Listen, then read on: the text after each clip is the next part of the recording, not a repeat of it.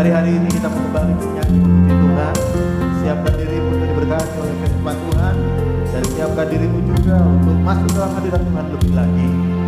Untuk itu mari kita mau berdoa bersama, kita mulai ibadah kita. Terima kasih Bapa yang baik buat kasih setiamu yang besar, buat anugerahmu yang melimpah. Engkau memberkati kami, dan kami percaya hari ini Tuhan tidak pernah berhenti dari kasih setiamu, dan sampai hari ini kami boleh merasakan kebaikan Tuhan dalam hidup kami. Karena itu Tuhan tolong kami hari ini di dalam hadirat-Mu kami menyanyi, memuji, memuliakan Tuhan.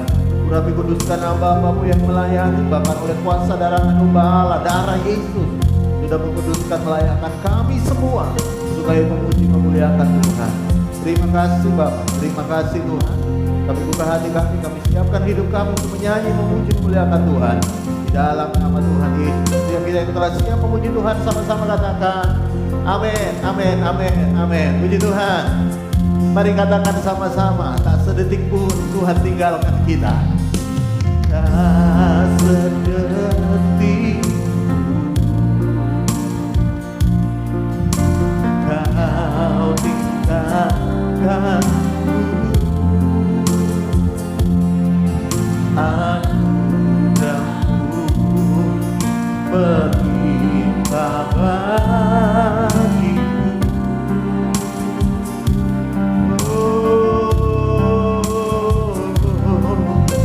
Takkan berakhir kasih setiamu.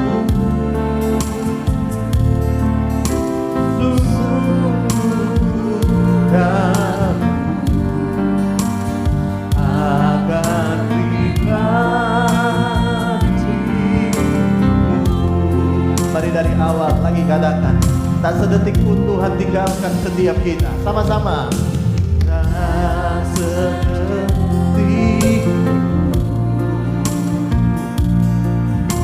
Kau tinggalkan anugerah-Mu berlimpah bagiku.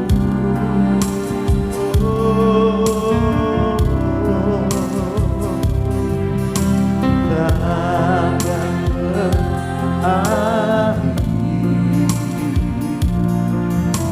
kasih setiamu.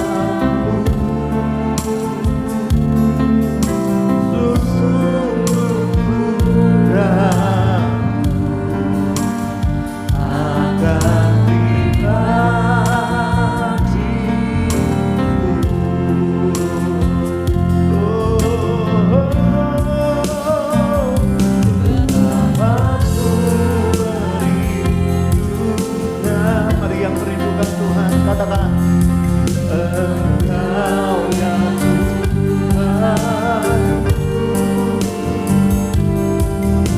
jiwaku haus kepadamu.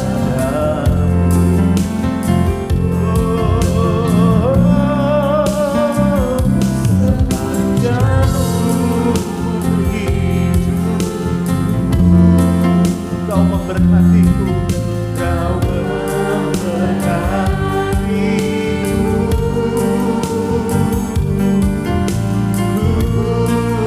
Luas jendela kebaikan-Mu.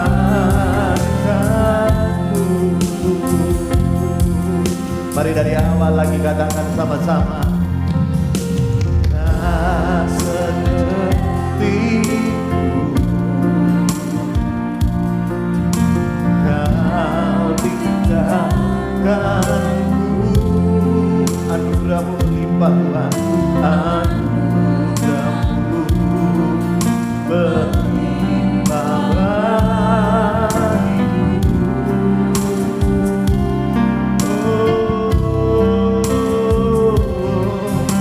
Takkan berakhir kasih setia Tuhan, kasih setiamu.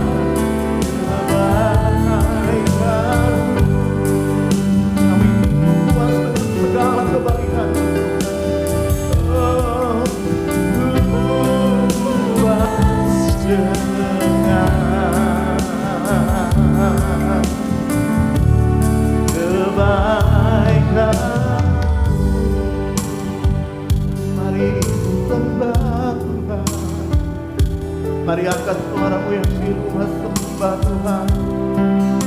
Haleluya. Kami bersyukur.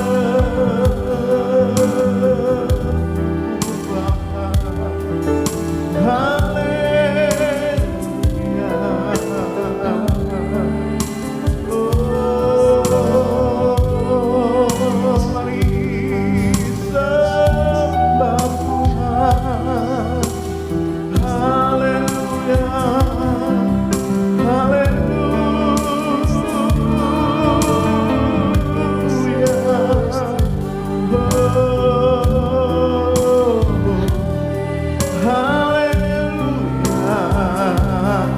Mari sembah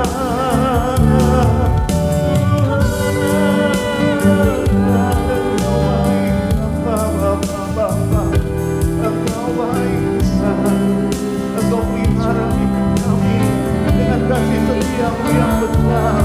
Terima kasih Bapa, kami bersyukur, kami haleluya.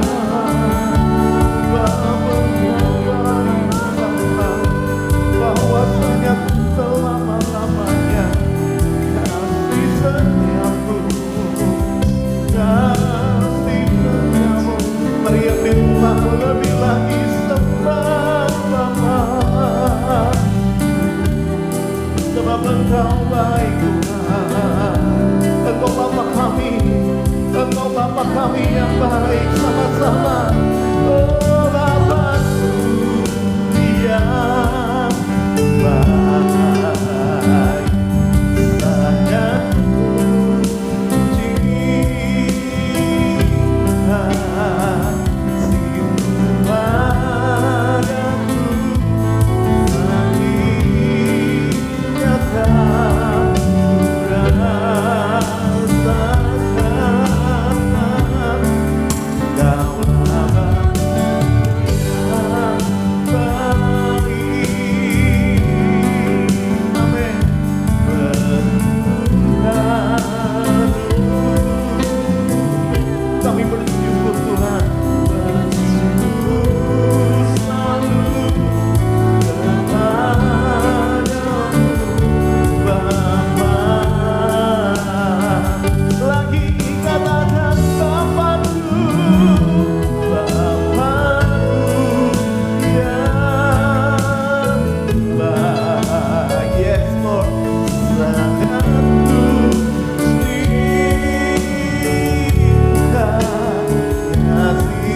padaku, makin nyata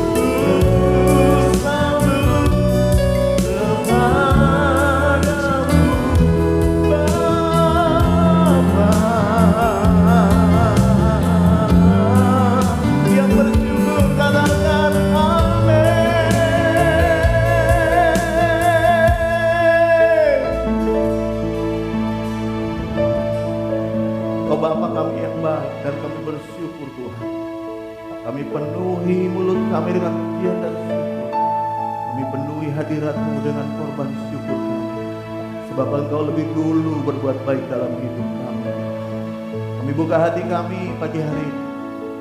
Siap diberkati oleh firman-Mu, dan mari setiap kita yang telah siap diberkati firman Tuhan sama-sama katakan amin, amin, amin, amin. Puji Tuhan, shalom. Kita ketemu kembali dalam ibadah online minggu hari ini. Mari kita belajar kembali Alkitab.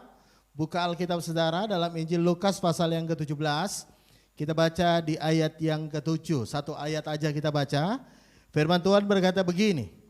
Tidakkah Allah akan membenarkan orang-orang pilihannya yang siang malam berseru-seru kepadanya, dan adakah ia mengulur-ngulur waktu sebelum menolong mereka? Yang percaya firman Tuhan katakan amin.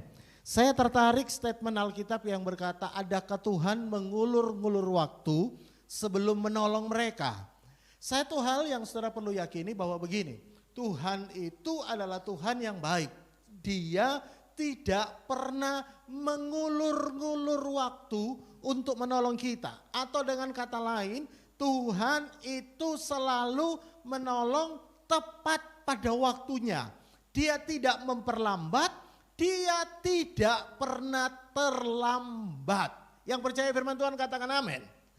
Tapi mungkin Anda berkata begini kepada saya, Pak, iya Pak, saya tahu Tuhan tidak pernah terlambat menolong. Cuma kalau Tuhan mau menolong Pak, lama Pak. Saya ini udah nunggu lama Pak, lama Pak, pokoknya pertolongan dari Tuhan itu pasti lama Pak. Saya udah nunggu lama, saya tahu Tuhan tidak pernah terlambat, cuma lama Pak baru dia tolong. Nah saya mau tunjukkan beberapa ayat dalam Alkitab untuk kita mengerti begini ya. Memang Tuhan itu tidak pernah terlambat menolong, tapi pertanyaannya begini, kenapa Tuhan itu selalu terasa lama menolong?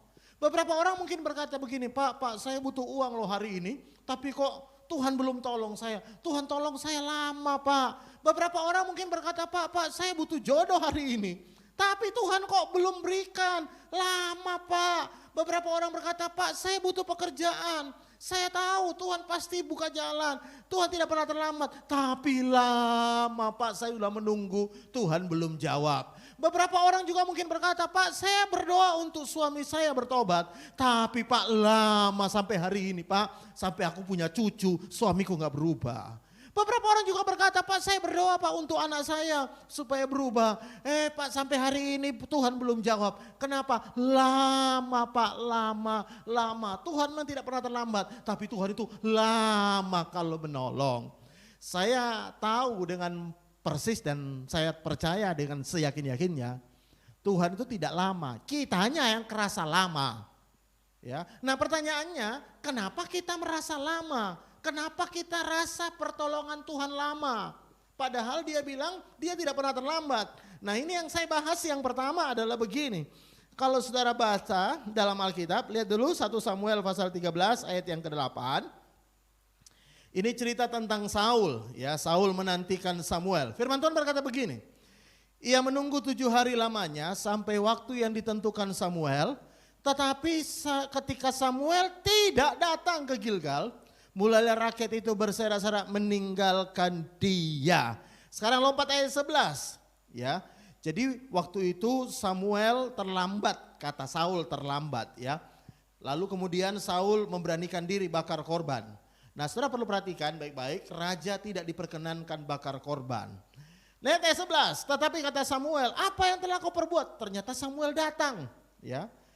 Nah ini lihat jawab Saul, karena aku melihat rakyat itu berserak-serak meninggalkan aku, dan engkau tidak datang pada waktu yang telah ditentukan. Saya ulangi, Saul berkata Samuel tidak datang pada waktu yang ditentukan, padahal orang Filistin telah berkumpul di Mikmas. Saya beritahu, apa benar Samuel tidak datang di waktu yang ditentukan?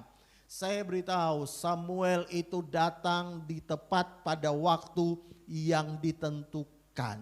Dia nggak terlambat. Dia sama sekali tidak terlambat. Cuma Saul merasa lama, makanya dia ambil tindakan bakar korban yang sebetulnya tidak boleh dia lakukan. Nah pertanyaannya, kenapa Saul merasa Samuel terlambat? Kenapa Saul merasa Samuel lama? Jawabnya yang pertama adalah karena begini, pada waktu itu Saul terdesak, Saul khawatir, Saul takut, sehingga dia merasa Samuel terlambat dan lama datangnya. Yang pertama saya beritahu kepada saudara, Tuhan tidak pernah terlambat menolong. Bisa bilang amin. Tapi kenapa terasa lama? Karena begini, kekhawatiran kita, ketakutan kita yang membuat Tuhan terasa lama menolong kita. Saudara tahu, kadang-kadang pada waktu kita kepepet, pada waktu kita takut, pada waktu kita khawatir, kita selalu pengen Tuhan tolong kita sekarang. Kalau Tuhan tidak tolong kita sekarang berarti dia terlambat. Padahal jelas sekali Tuhan tidak pernah terlambat. Kitanya yang pengen cepat. Kenapa kita pengen cepat? Karena kita sedang khawatir, sedang takut. Ketakutanmu, kekhawatiranmu yang membuat engkau merasa Tuhan lama. Dan akibat dari ketakutanmu, kekhawatiranmu, seperti halnya Saul, dia memutuskan hal yang salah karena dia merasa Tuhan lama menolong. Beberapa orang mungkin berkata begini, Pak, saya sudah berdoa untuk pekerjaan, tapi pekerjaan yang dari Tuhan gak ada, Pak. Tapi akhirnya saya dapat pekerjaan, meskipun pekerjaan ini bukan dari Tuhan, Pak. Bahkan pekerjaan ini melanggar Tuhan, melanggar hukum bahkan, ya. Saya lakukan, Pak. Kenapa? Karena Tuhan lama, Pak. Akhirnya masuk penjara. Kena polisi masuk penjara dan berkata, kenapa? Karena Tuhan terlalu lama tolong saya. Akhirnya apa yang ada di depan saya lakukan. Sebenarnya begini, ketakutanmu, kekhawatiranmu lah yang membuat engkau merasa lama. Tuhan tidak pernah terlambat. Saya tahu Tuhan tahu waktu yang terbaik. Kapan buka jalan untuk pekerjaanmu? Saya bisa dengar kata amin. Beberapa orang berkata, Pak, saya ini nunggu jodoh dari Tuhan. Tapi Tuhan lama. Saya khawatir, Pak, umur saya sudah berapa. Saya takut, Pak, nanti saya nggak laku-laku di pasaran. Makanya, Pak, siapa saja, Pak, yang datang, meskipun bukan anak Tuhan, saya sikat, Pak. Itu keputusan yang salah. Dari mana? Awalnya karena engkau merasa Tuhan lama. Tuhan terlambat menolong. Akhirnya kau buat keputusan yang salah. Dimulai dari mana? Dimulai dari kekhawatiran dan ketakutanmu sendiri. Saya beritahu, pada waktu engkau khawatir, pada waktu engkau takut, jangan buat keputusan besar dalam hidupmu.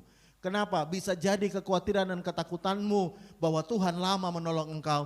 Engkau buat keputusan yang salah dalam hidupmu. Engkau buat keputusan yang akhirnya engkau sesali seumur hidupmu. Bermula dari mana? Engkau berpikir Tuhan lama menolong. Bahkan kalau saudara baca Alkitab juga Sarah, ya, karena dia takut Abraham sudah tua, dia juga udah tua menopause. Dia akhirnya menawarkan Hagar untuk menjadi istri Abraham sehingga lahirlah Ismail. Dari mana keputusan itu? Dimulai dari merasa Tuhan lama menolong. Tuhan itu terlambat menolong, lama menolong.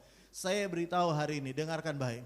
Kalau engkau takut, engkau khawatir, tetap nantikan dia. Tetap percaya bahwa tepat pada waktunya Tuhan pasti menolong. Meskipun pertolongan Tuhan tidak selalu seperti yang kita inginkan. Tapi Tuhan tetap tidak pernah terlambat menolong. Yang percaya katakan amin. Yang kedua, kenapa Tuhan terasa lama menolong? Nah, saya mau tunjukkan kepada saudara bagian yang kedua, baca dulu Alkitab sama-sama ya.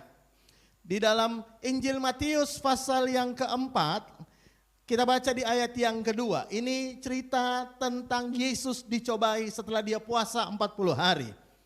Lihat firman Tuhan berkata begini.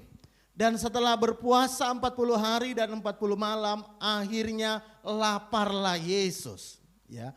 Ayat 3, lalu datanglah si pencoba yaitu iblis. Ya, pencoba datang si iblis dan berkata kepada Yesus, jika engkau anak Allah, perintahkanlah supaya batu-batu ini menjadi roti. Yang percaya firman Tuhan katakan amin. Nah, saya beritahu kepada saudara, kenapa sih Yesus mesti mengalami pencobaan? Sebenarnya Yesus hanya mau memberi contoh kepada kita sebagai manusia biasa, dia juga mengalami yang namanya pencobaan. Cuma bedanya dalam kitab Ibrani dikatakan Yesus meskipun mengalami pencobaan, dia tidak berbuat dosa ketika ada dalam pencobaan. Tapi bukan itu yang saya mau bahas. Yang saya mau bahas adalah begini, ketika Yesus lapar, iblis datang. Yang menarik adalah di ayat 11. Coba lihat dulu ayat 11. Ayat 11 berkata begini ya. Lalu iblis meninggalkan dia. Kapan iblis meninggalkan Yesus? Ketika selesai pencobaan.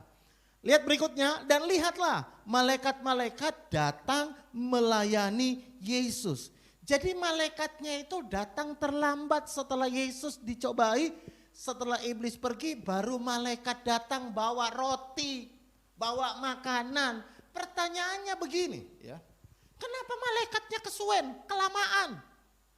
Mestinya waktu Yesus lapar, karena dia Tuhan meskipun dia sudah jelma manusia, mestinya malaikat itu cepet-cepet datang dong. Tapi masalahnya begini, malaikatnya datang terakhir setelah Yesus mengalami pencobaan. Nah jawabnya sederhana, karena begini, ya, yang keduanya. Ya. Kenapa orang merasa lama? Karena kita tidak ingin prosesnya.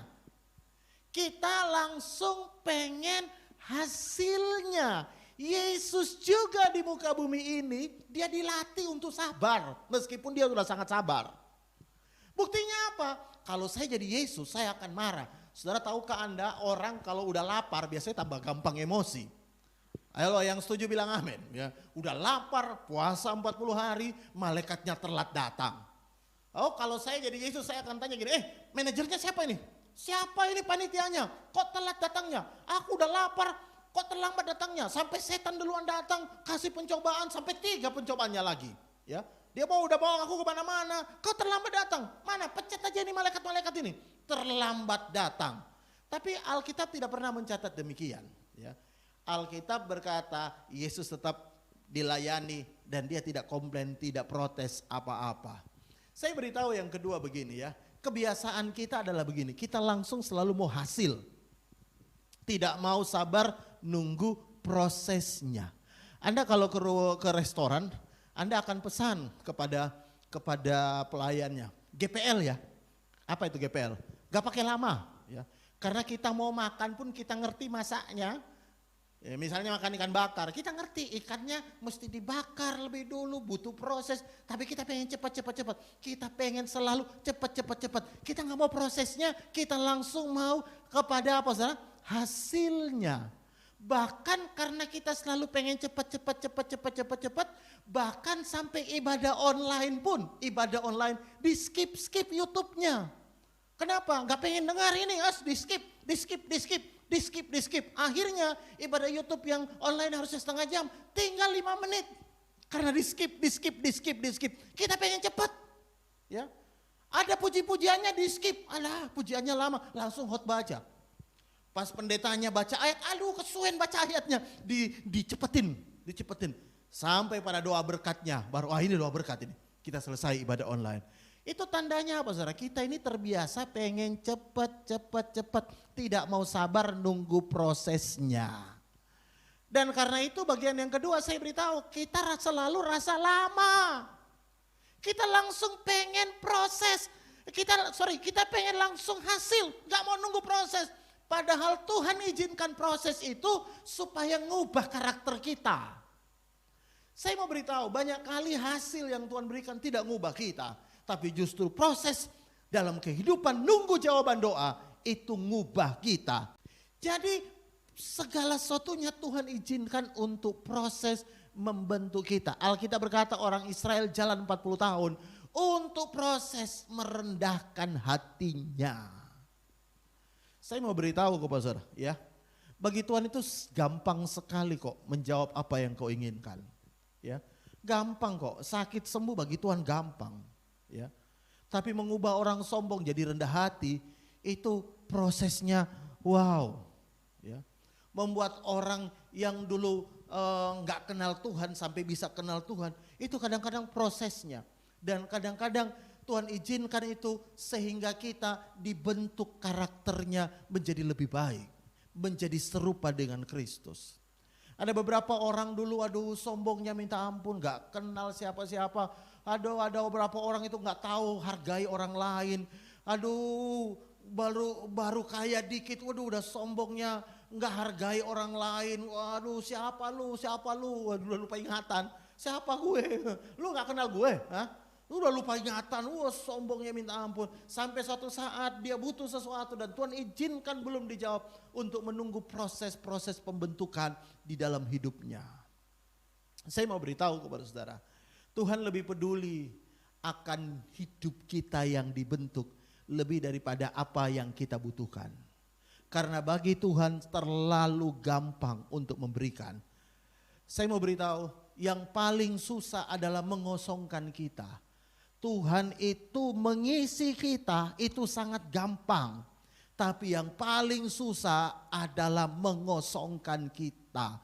Kadang-kadang kalau kita sudah terlalu sering dijawab doa kita mulai angkat dagu kita berkata, siapa dulu dong yang doa?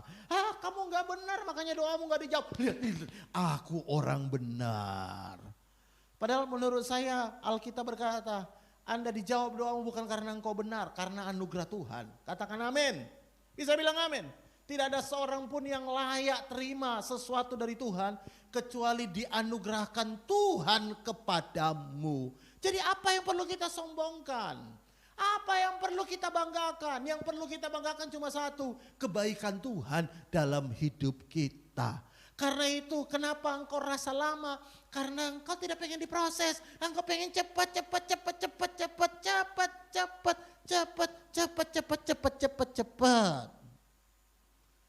Dan itu udah jadi tradisi kita, itu udah jadi kebiasaan kita. Tapi Tuhan pengen bentuk kita. Saya nggak tahu hari-hari ini apa yang menjadi doa-doa belum dijawab Tuhan. Tapi saya tahu nanti pada waktu Tuhan jawab doamu, engkau jadi pribadi yang berbeda. Engkau menjadi pribadi yang luar biasa. Karena proses menunggu itulah yang Tuhan mulai bentuk hidupmu. Mulai engkau mengandalkan Tuhan. Mulai engkau berkata, aduh ternyata aku gak ada apa-apanya ini. Kalau bukan Tuhan aku gak ada apa-apanya. Melalui proses-proses nunggu itulah yang memubahkan semua hidup kita. Bisa bilang amin? Yang ketiga yang terakhir, katakan puji Tuhan. Saya bahas 3 saja. Apa yang membuat kita rasa lama pertolongan Tuhan? Padahal Tuhan itu tidak pernah terlambat. Yang ketiga karena begini. Kita ini selalu pengen pertolongan Tuhan lebih daripada Tuhannya. Kita ini selalu lebih pengen apa yang kita butuhkan lebih daripada Tuhannya. Makanya begini, kita rasa lama padahal Tuhan ada di dekat kita. Kita gak butuh Tuhan. Bahkan sebenarnya kalau kita mau jujur, kita sebenarnya akan berkata begini, aku gak butuh Tuhan, aku cuma butuh kesembuhan. Aku gak butuh Tuhan, aku cuma butuh duit. Ya, jadi Tuhan gak datang pun gak apa-apa, yang penting duitnya datang. Aku gak butuh Tuhan, ya aku cuma butuh kesembuhan. Aku gak butuh Tuhan, aku cuma butuh pekerjaan. Aku gak butuh Tuhan, aku cuma perlu berkat. Aku gak butuh Tuhan, aku cuma butuh segala sesuatu yang datangnya dari Tuhan. Makanya begini saudara tahu, kenapa terasa lama? Karena sebenarnya gini, Tuhan pengen ngajari kita bahwa Tuhan itu lebih penting daripada berkat Tuhan. Mungkin engkau berkata, Pak saya gak segitunya kali Pak, saya gak mungkin berkata saya gak butuh Tuhan. Saya butuh Tuhan Pak, tapi saya juga butuh uang. Saya gak mungkin berkata saya gak butuh Tuhan. Dan terbukti, saya mau beritahu buktinya apa? Terbukti ada orang-orang ketika doanya gak dijawab ngambek. Wes gak Tuhan-Tuhanan lagi, gak gereja-gerejaan lagi, gak pelayanan-pelayanan lagi. Apa saya berdoa, saya gak minta yang susah loh Pak. Saya gak minta yang susah dari Tuhan, minta yang gampang. Kalau Tuhan mau, Tuhan bisa jawab. Tapi Tuhan tidak jawab, Tuhan lama jawabnya. Akhirnya berhenti melayani, berhenti gereja, berhenti Tuhan-Tuhanan, pindah agama. Itu buktinya Anda sebenarnya berkata, aku gak butuh Tuhan, aku butuh jawaban doa. Karena itu Tuhan sebenarnya didik kita begini. Apa sih yang paling penting dalam hidup kita? Tuhan atau jawaban doa? Nah makanya begini, Tuhan itu pengen begini. Meskipun dia belum jawab doa kita, tapi Alkitab berkata dia tidak pernah ninggalin kita. Dia beserta dengan kita, dia ada bersama dengan kita. Dan menurut saya itu lebih penting dari semuanya. Cuma kita tidak menghargai kehadiran Tuhan. Kita lebih menghargai berkat Tuhan lebih daripada kehadiran Tuhan dalam hidup kita. Makanya kalau saudara baca Alkitab, baca dulu Alkitab sama-sama dalam Yesaya ya. Yesaya pasal yang ke-40, lihat ayat 31. Firman Tuhan berkata begini. Atau lebih bagus kita baca di dalam ayat yang ke-30 dan 31. Tuhan berkata begini, orang-orang muda menjadi lelah dan lesu dan teruna-teruna menjadi tersandung, ya. Tetapi orang-orang yang menanti-nantikan Tuhan mendapat kekuatan baru. Mereka seumpama Raja Wali yang naik terbang dengan kekuatan sayapnya. Mereka berlari dan tidak menjadi lesu. Mereka berjalan dan tidak menjadi lelah. Kalau engkau hanya menanti-nantikan berkat Tuhan, engkau tidak akan kuat menjalani kehidupan ini. Tapi kalau engkau menanti-nantikan Tuhan, maka engkau akan kuat menjalani kehidupan ini. Karena Tuhan selalu ada di dekat kita, ada di dalam kita, bersama dengan kita, melewati apapun yang sedang engkau alami hari-hari terakhir ini. Ya, makanya lagu tadi yang kita nyanyikan, lagunya berkata, betapa ku merindukanmu, jiwaku haus kepadamu. Bisakah hari-hari terakhir ini, hari-hari sulit begini, hari-hari di mana semuanya susah, semuanya sulit, COVID di mana-mana, bahkan telah ditemukan jenis COVID coronavirus yang sudah menjadi lebih ganas. Apakah Anda bisa berkata begini, Tuhan, aku merindukan Engkau, aku merindukan Engkau lebih daripada apapun juga. Nah, kalau Anda merindukan Tuhan, Anda nggak akan kerasa lama nunggunya. Karena Anda berkata sambil ngomong-ngomong dengan Tuhan, Tuhannya sudah ada. Masalah berkatnya nyusul gak apa-apa, yang penting Tuhannya sudah ada. Atau mungkin kita berkata gini, Tuhannya nyusul gak apa-apa, yang penting berkatnya duluan datang. Ya, Tuhannya nyusul gak apa-apa, gak datang pun gak apa-apa Tuhan. Yang penting berkatnya nyusul, berkatnya duluan datang. Apa Anda seperti itu? Kalau Anda seperti itu, makanya setiap hari Anda akan mudah kecewa, mudah ngambek. Kenapa? Karena Anda cuma menghargai berkat Tuhan lebih daripada pribadi Tuhan itu sendiri. Saya berdoa hari ini biar setiap hari kita berkata Tuhan lebih penting. Ya, kondisi apapun boleh terjadi dalam dunia ini. Kita nggak tahu apa yang akan terjadi akan dunia ini. Kondisi dunia semakin parah, semakin apapun, kita tidak tahu apa yang akan terjadi. Tapi satu hal yang kita tahu, kita berjalan bersama dengan Tuhan. Tuhan yang menyertai kita, itu udah cukup bagiku. Karena aku tahu kalau Tuhan menyertai aku tahu pertolongannya tidak pernah terlambat dalam hidupku. Yang percaya bilang amin. Amin. Tutup Alkitab saudara. Sebelum kita masuk dalam perjamuan kudus, mari kita mau berdoa lebih dulu. Mari angkat tangan kananmu ke atas, taruh tangan kirimu di dada. Saya mau berdoa bagi Anda. Bapa, hamba berdoa dalam nama Tuhan Yesus. Kiranya anugerah Tuhan turun atas hidup setiap kami. Kami mau percaya bahwa Engkau tidak pernah terlambat menolong kami. Dan pagi hari ini kami percaya Tuhan. Tuhan tidak pernah meninggalkan kami. Tuhan bersama dengan kami. Dan Tuhan selalu ada bersama dengan kami. Meskipun jawaban doa kami belum datang, tapi kami tahu Tuhan sudah ada di dalam kami, bersama dengan kami menjalani kehidupan ini. Berkati seluruh jemaat Tuhan yang sudah mendengarkan siaran ibadah online ini. Berkati mereka, rumah tangga mereka diberkati, usaha pekerjaan mereka diberkati. Apapun yang mereka butuhkan, kami percaya Engkau tidak pernah terlambat menolong. Engkau menyediakan sesuai dengan waktu dan kehendak-Mu dalam hidup kami. Terima kasih Bapa, terima kasih Tuhan.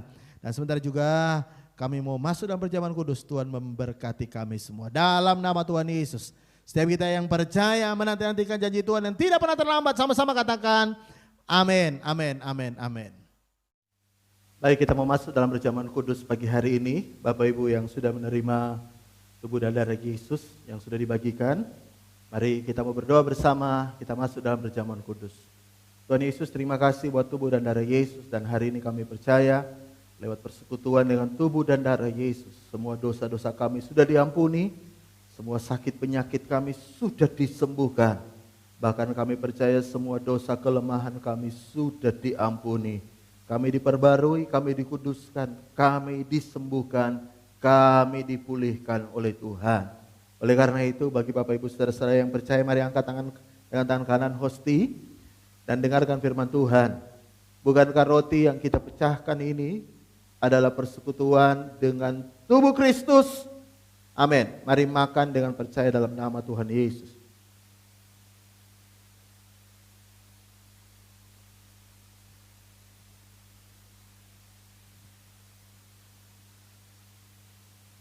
Terima kasih Tuhan Yesus. Sekarang mari angkat cawan anggur dengan tangan kanan lebih tinggi dari kepala. Tuhan Yesus, terima kasih karena kami tahu darah binatang tidak pernah bisa menghapus dosa. Hanya darah Yesus. Dan kami percaya korban-Mu sekali cukup untuk selamanya untuk kami. Dan karena itu dengarkan firman Tuhan. Bukan cawan anggur yang atasnya kita ucapkan syukur ini adalah persekutuan dengan darah Yesus. Dan mari yang percaya, mari minum dengan iman dalam nama Tuhan Yesus. Terima kasih Tuhan Yesus, terima kasih. Mari buka tanganmu sama-sama, semuanya berdoa. Doakan keluargamu, doakan pekerjaanmu, doakan kalau ada yang sakit dalam nama Tuhan Yesus. Kami percaya oleh bilur-bilur Yesus, semua sakit penyakit kami sudah disembuhkan. Terima kasih Bapak, terima kasih. Dan kami mau selesai dengan ibadah kami. Mari buka tanganmu, siapkan dirimu terima berkat Tuhan. Dan dalam nama Tuhan Yesus kami percaya terjadi. Tuhan memberkati engkau dan melindungi engkau. Tuhan menyinari engkau dengan wajahnya dan memberikan engkau kasih karunia. Tuhan menghadapkan engkau dengan wajahnya dan memberikan engkau damai sejahtera. Terima warisan anak sulung, berkat double porsi. Dan yang percaya sekali lagi sama-sama katakan, amin, amin, amin. Puji Tuhan, ibadah kita sudah selesai. Jangan lupa bagi Bapak Ibu Saudara yang sekalian yang belum subscribe, mari subscribe dan share video ini supaya bisa jadi berkat juga buat orang lain. Tuhan Yesus memberkati.